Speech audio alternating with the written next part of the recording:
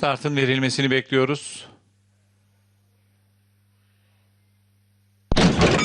Start şimdi verildi ve koşu başladı. 3 numaralı Midas Taç 2 boy kadar kaybetti. 7 numaralı High Tide rakiplerinin 3-4 boy kadar gerisinde çıkış yapabildi. 6 numaralı Uncle çok süratli başladı. Geldi, liderliği kapıp farkı 2 boya kadar taşıdı. 4 numaralı My Gold ikincilikte farkı azaltıyor. 1200 geçildi.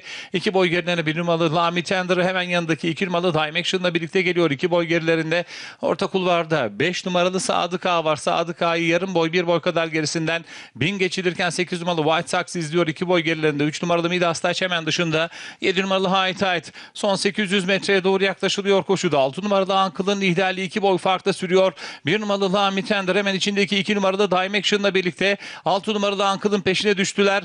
6 numaralı Uncle koşuda son 600 metreye doğru yaklaşılırken de rakiplerinin önünde koşuyor. Farkı 1,5 boy olarak koruyor. 600 direği geride kaldı. İçeride 2 numaralı Time Action takipte. 1 boy gerisinde 1 numaralı Lamy Tender 3-4 boy kadar gerilerinde orta kulvarda.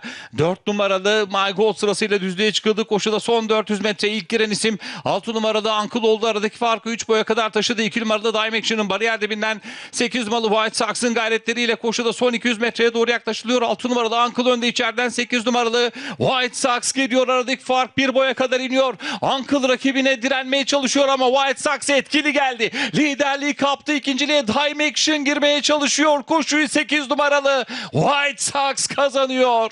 2 numaralı Time Action ikinci, 6 numaralı Uncle üçüncü, 3 numaralı Midas Taç koşudan dördüncü olarak ayrıldı. 8 numaralı White Sox Cem Şen'le kazandı.